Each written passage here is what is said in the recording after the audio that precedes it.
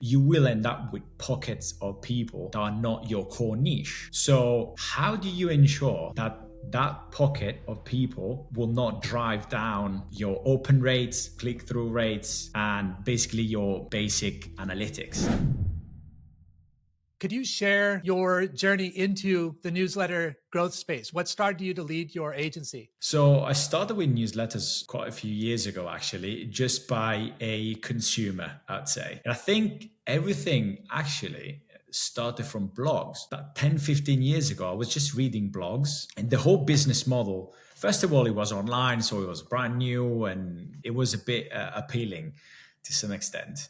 And then that slowly evolved naturally into newsletters because people were just posting blogs, and at the same time, they were just sending you the email with it. That's what got me interested because I didn't have to go and check the blog every single week. I could just, sit, relax, and receive the information on my email. And then probably after COVID, I can't remember the exact date, but maybe it was 2021 when Morning Brew sold for 75 million. That thing honestly blew my mind because I had no idea that a simple email list could be so powerful and so valuable. I had an understanding to a basic extent, but not that much. I knew that blogs were big, how they were monetizing with ads, affiliate links, etc. But I didn't know that the shift to the newsletter was even bigger, because it was, and it is. So it's exactly the same business model. It's just applied to emails. And it's way easier to scale, in my opinion. Grow a newsletter is much easier to grow a blog, especially because SEO nowadays is becoming more and more hard, either as a skill to master and just to apply. It's quite easy for big businesses with big budget to just completely demolish you. In fact, there's even statistics about this where I think there's a company or a bunch of companies just owns the majority of the publication site that you can see out there. So they just control the first few pages, and it's really, really hard to rank high for at least general or generic terms. But then from there, from the blogs, I just got into newsletters. First, like I said, as a consumer, and then I just started playing around with it myself because I wanted to build a business online. And I just stumbled into paid ads because that's what everybody does. And that's how I started growing newsletters. Mostly the first one were just B2C newsletters, like consumer newsletters. And then because I had friends with businesses, that's when I got into more the B2B side of things. What trends have you observed in the newsletter industry over the past few years? Oh, interesting. I think at first, growing newsletter with ads was kind of a new thing. And then quickly people realized that is literally ads arbitrage. So you use ads to get subscribers, and then you sell ads within your emails to monetize your newsletter.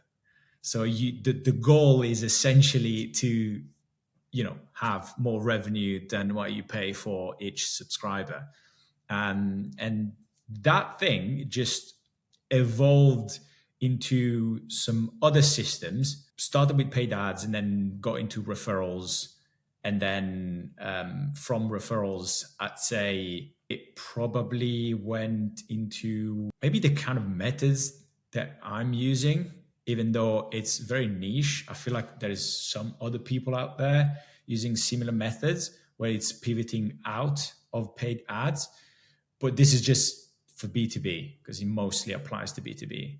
B2C is very much ad dependent, and there's probably nothing that can be done about it. How important is audience segmentation when growing a newsletter? And do different niches require different approaches? I'm guessing it's yes, but Yeah.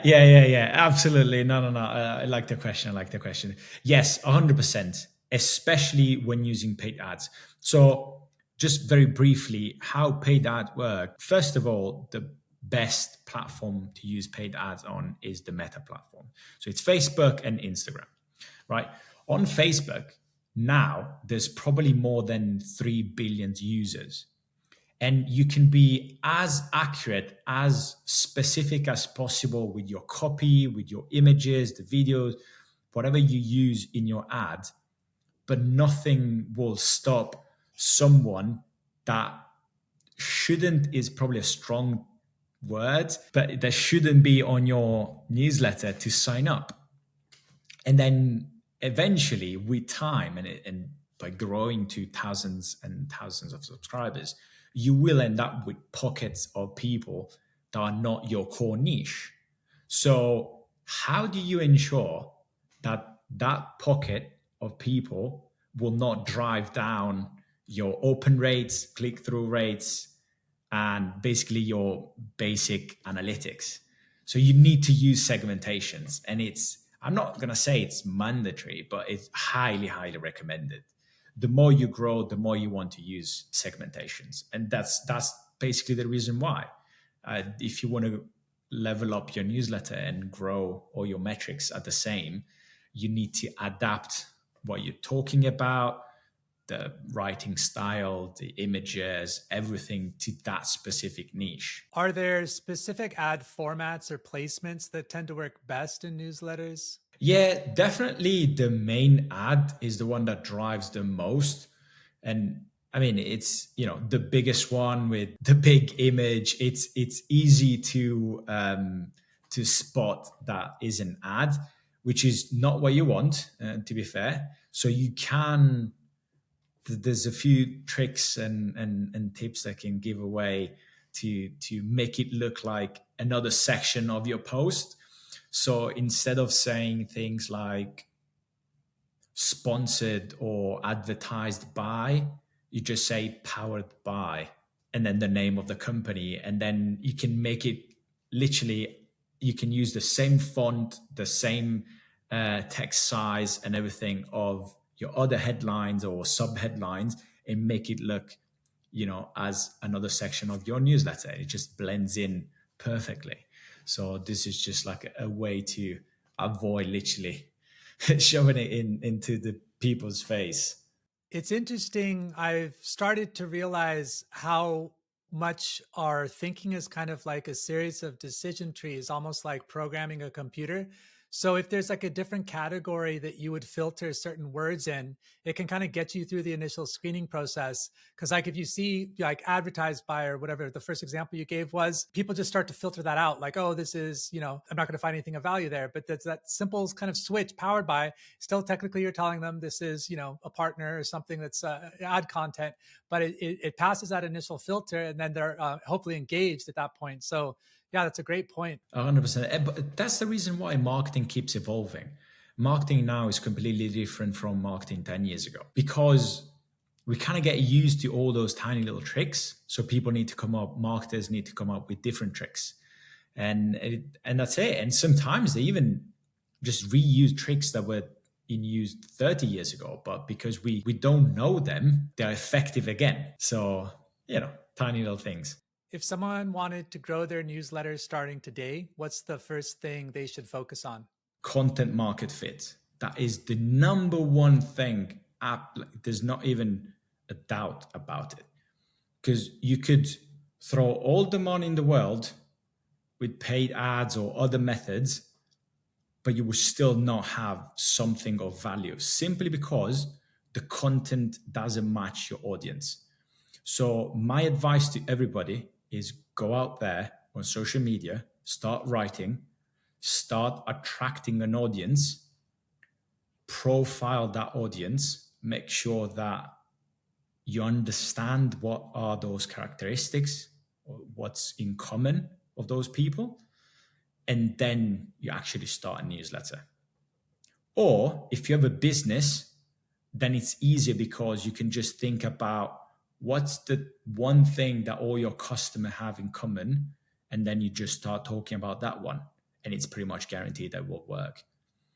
But if you don't have a business and you barely have an audience, I would recommend take some time, start slow. Newslaunch.co is your website. Is there anywhere else you'd like to point the audience to learn more about your agency or resources you offer to newsletter creators? I think social media, everything for me starts on social media. And then from there, I take people to my newsletter. And then from the newsletter, I take them to the website. That's pretty much my funnel. But even, Walk the talk. yeah, exactly. Yeah. Well, one of the main reasons why I have a newsletter is first because I like writing a newsletter. Second is because I like testing things on my personal newsletter. So I can try things out first, and then whenever they work, I can also, provide the same um, methods and techniques to my clients. So it's just the best and easiest way for me to do it risk free, basically. Well, thank you, Tommy. It was a pleasure speaking with you today. You provided a lot of really great insights for everyone starting and growing a newsletter. Thanks a lot, David. I appreciate it. Thanks for having me.